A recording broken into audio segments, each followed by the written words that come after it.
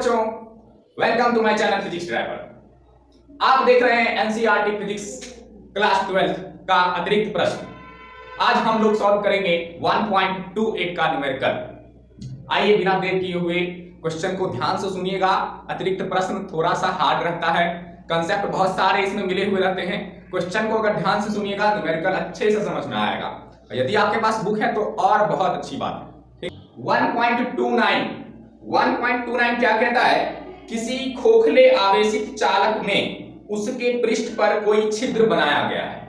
कोई खोखला आवेशित चालक है यानी उसमें चार्ज है। बात समझ रहे हैं? यह दर्शाइए कि छिद्र में वैद्युत क्षेत्र sigma upon 2 epsilon not n cap है। अब ये क्या चीज है कि उस चालक के कारण उसमें जो छिद्र किया गया है, उस छिद्र पर जो वैद्युत क्षेत्र जनरेट हो रहा है वो एक एकांक वैद्युत क्षेत्र है। बात समझ पा रहे होंगे आप? एकांक सदिश क्या होता है? वैसा सदिश जिसका परिमाण 1 होता है उसको एकांक सदिश कहते हैं। और उस वैद्युत क्षेत्र का वैल्यू जो आपको दे रखा है सिग्मा अपॉन 2 एप्सिलॉन नॉट, ये वैल्यू पृष्ठीय आवेश घनत्व का वैल्यू है। पृष्ठीय आवेश घनत्व के कारण किसी बिंदु पर वैद्युत क्षेत्र E का मान जो होता है वो होता है सिग्मा अपॉन 2 एप्सिलॉन नॉट।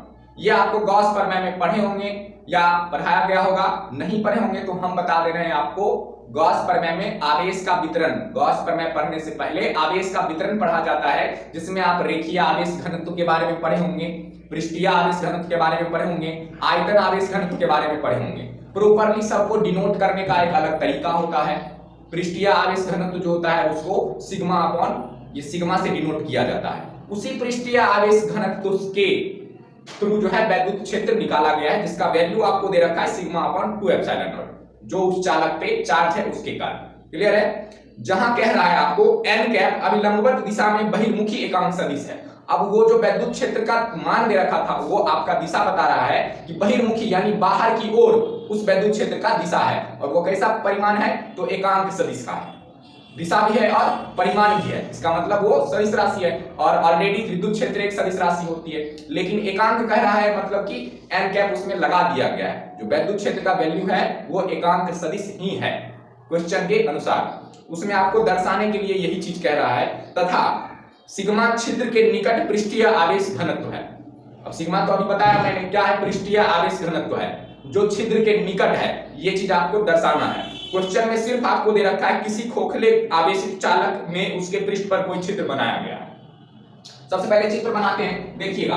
ये कोई खोखला आवेशित चालक ले लेते हैं और इसमें जो है सबसे पहले देखेंगे, छिद्र बाद में करते हैं, ठीक है। ये कोई खोखला आवेशित चालक है और इस पर जो है धन आवेश होगा। सीधा आवेशित दे रखा है मतलब कि समझ सकते हैं जनरली धन आवेश ही होगा, क्योंकि अगर ऋण आवेश रहता तो इसमें दिया हुआ रहता कि ऋण आवेशित खोखला गोला है। सिंपली समझने के लिए बात कर रहे हैं हम। और ये मान लो कि धन आवेशित खोखला गोला है। और सबसे पहले बात कर लेते हैं, यहाँ पे एक तो पॉइंट दे रखा है आपको, ये दिया नहीं है मैंने माना। यहाँ पर मान लो कि एक पॉइंट है जिसका नाम हम दे देते हैं Q, और ठीक इस खोखले गोले के बाहर एक तो पॉइंट ले लेते हैं जिसका नाम है P। अब इसके कारण वैद्युत क्षेत्र जो उत्पन्न होगा उसका नाम दे दिए हैं E2, और इसके कारण जो वैद्युत क्षेत्र होगा उसका नाम दे दिए हैं E1। तो बात कर लेते हैं दोनों बिंदु के कारण दोनों पर वैद्युत क्षेत्र की दिशाएं किधर होगी? जाहिर सी बात है, यहां पर मान लो कि खोखला गोला के बाहर में ये है, चूंकि खोखला गोला आवेशित है तो यहां थोड़ा सा वैद्युत क्षेत्र जनरेट होगा ही होगा। और जो वैद्युत क्षेत्र जनरेट होगा उसका मान लिए हम E1, और इसकी दिशा किधर होगी? तो सर ये धन आवेश है और धन आवेश की दिशा जो होती है वह वैद्युत क्षेत्र में धन आवेश से दूर होती है। तो धन आवेश का वैद्युत क्षेत्र इस दिशा में ले लिए। क्लियर है? अब यहाँ पर देखिएगा Q2 बिंदु के कारण जो वैद्युत क्षेत्र की दिशा होगी वो किधर होगी? क्योंकि ये भी धन आवेश के कारण ही वैद्युत क्षेत्र है, इसलिए इसकी दिशा भी जो है धन आवेश से दूर ही होगी। ऋण आवेश के कारण वैद्युत क्षेत्र की दिशा ऋण आवेश की ओर होती है। क्लियर है? तो यहाँ पर दोनों वैद्युत क्षेत्र की दिशाएं जो है वह सेम है।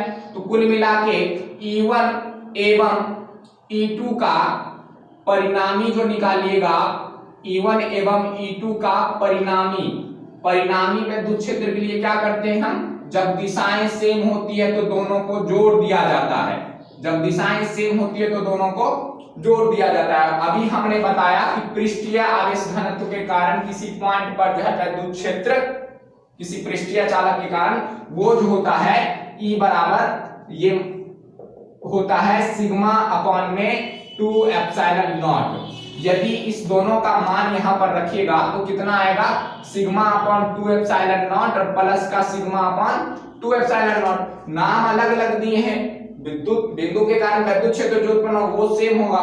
इसका आंसर जो है आपका कितना आ जाएगा, सिग्मा अपॉन हाफ है तो ये हाफ मिलकर पूरा हो जाएगा, तो ये हो जाएगा सिग्मा अपॉन 2 एप्सिलॉन नॉट। ये कब है, जब चालक में छिद्र नहीं किए हैं तब की बात कर रहे हैं हम। बात समझ में आ रहा है, जब चालक में छिद्र नहीं किए हैं उस वक्त जो दो बिंदु हमने माना उसके कारण जो विद्युत क्षेत्र जनरेट हो रहा है वह कितना है, सिग्मा अपॉन 2 एप्सिलॉन नॉट है। क्लियर है। अब देखते हैं सवाल के अनुसार आपको कह रहा है कि यदि उसमें छिद्र होगा, यदि उसमें छिद्र होगा तो विद्युत क्षेत्र सिग्मा अपॉन 2 एप्सिलॉन नॉट बाहर की ओर होगी, यानी उसकी दिशा जो है वह बाहर की ओर होगी। तो छिद्र कर देंगे तो क्या घटना घटित होगा, माना कि यहां पे हम छिद्र कर दिए, माना कि यहां पे इस खोखले गोले में क्या कर दिए, एक छिद्र कर दिए। ये छिद्र है, छिद्र को हम शैडो से दर्शा रहे हैं, देखिएगा इधर। और इस ये छिद्र जो कर देंगे तो ये बाहर वाला बिंदु जो है इसका कोई मायने नहीं रह जाएगा। बात समझ पा रहे होंगे आप। ये छिद्र कर देने से क्या होगा कि खोखले गोले का आवेश जो है वह किसी एकांक क्षेत्रफल के लिए बाहर की ओर भी निकलने लगेगा। बात समझ में आ रहा है। ये अंदर में जो आवेश है इसका प्रभाव जो है वह बाहर की ओर भी होगा और ये इस बिंदु को क्या करेगा, तुच्छ मान लेगा, यानी इसको हटा दिया जाएगा।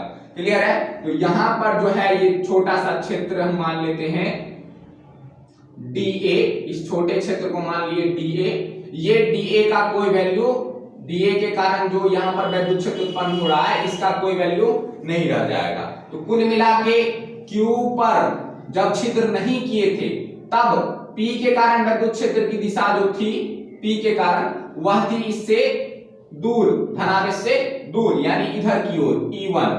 और Q के कारण जो विद्युत क्षेत्र की दिशा थी वह थी धनावेश से दूर, यानी इधर की ओर, बाहर की ओर। तो ये विपरीत दिशाएं थी, आप देख रहे हैं। जब विपरीत दिशाएं हो जाती हैं तो विपरीत दिशाओं का परिणामी जो है वह कितना हो जाता है, विपरीत दिशाओं का परिणामी शून्य हो जाता है। इसका मतलब जो है E1 बराबर हो जाएगा किसके, E2 के। ये कब हुआ सर, ये होगा छिद्र करने के बाद। क्लियर है। E1 बराबर हो जाएगा E2 के और दोनों का मान जो है वह हो जाएगा सिग्मा अपॉन में 2 एप्सिलॉन नॉट। जितना E1 उतना ही E2। लेकिन E2 का प्रभाव तो छिद्र करने के बाद खत्म हो जाएगा, तो सिर्फ क्या बचेगा, E2 बचेगा।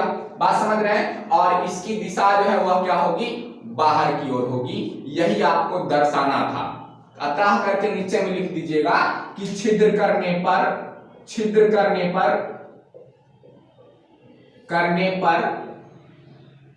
बाहरी बिंदु के विद्युत क्षेत्र का, बाहरी बिंदु के विद्युत क्षेत्र का प्रभाव नग्न हो जाता है या नगण्य हो जाता है,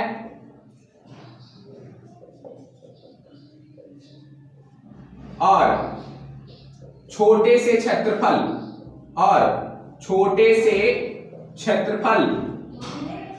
पर आपका E2 के कारण वो हो जाएगा सिग्मा अपॉन में 2 एप्सिलॉन नॉट। और एकांक सदिश है इसको n कैप से सूचित किया जाता है। ठीक है। और ये बाहर की ओर होगा, जो बाहर की ओर होगा। क्लियर है, समझ में आया होगा। अतिरिक्त प्रश्न जो होता है इसमें ढेर सारे कॉन्सेप्ट रहते हैं चैप्टर के मिलाए हुए। इससे पहले वाले सवाल जो आप लोगों ने देखा होगा 1.24 तक का, इसमें कहीं किसी एक टॉपिक का एक फॉर्मूला यूज किया जाता है जनरली, लेकिन अतिरिक्त प्रश्न में पूरे चैप्टर का निचोड़ रहता है एक ही सवाल में। बात समझ रहे हैं। तो थोड़ा सा हार्ड अगर लग रहा होगा, यदि आप कहीं समझने में दिक्कत होगा तो फिर से वीडियो को रिपीट कीजिए, समझ में आ जाएगा। क्लियर है।